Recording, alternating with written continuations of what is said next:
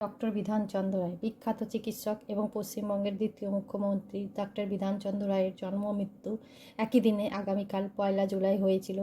Doctor হবার ইচ্ছা না থাকলেও ডাক্তার হলেন। মানুষরূপে ভগবান হিসাবে এই বাঙালি মহাপুরুষ পরিচিতি পেলেন। তার সম্মানে প্রতি বছর 1 জুলাই ডাক্তার দিবস পালন করা হয় এবং তাকে সসম্মানে স্মরণ করা হয়।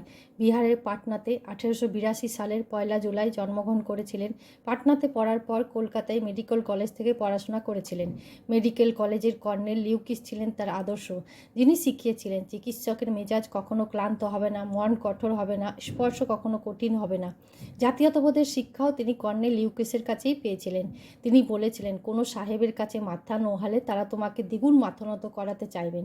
2 বছর পর এমডি হয়ে তিনি ইংল্যান্ডে যান এবং সেখান থেকে বহু পরিশ্রম ও সংগ্রাম করে তিনি ডাক্তারের ডিগ্রি পান। বাবার কাছে শুনেছি তিনি এত বড় ডাক্তার ছিলেন যিনি মানুষের মুখ দেখে রোগ সম্বন্ধে বলে দিতেন। তিনি বলতেন, অসুখ কথার অর্থ সুখের অভাব, অসুখ দূরে থাকবে তার থেকে হাসি যার স্বভাব। তিনি সাধারণ মানুষের যেমন বিনা পয়সায় চিকিৎসা করতেন, ধনী ব্যক্তিদের কাছে সেই বেশি পয়সা নিতেন। বিশ্বখ্যাত দেশবন্ধু চিত্তরঞ্জন দাস, মতিলাল নেহরু, মহাত্মা গান্ধী এমন অনেক বড় মাপের রাজনৈতিক নেতা তার চিকিৎসাধীন ছিলেন। দুর্গাপুর শিল্পাঞ্চল, ফারাক্কারের ব্যারেজ, দার্জিলিং প্রথম পর্বতারোহণ তারই প্রতিষ্ঠা। বাংলার জন্য এত কিছু করে গেছেন যা এইটুকু কবিতের মধ্যে বলা অসম্ভব। তাও নিন্দুকের অপমান থেকে বিরত থাকা হয়নি সম্ভব।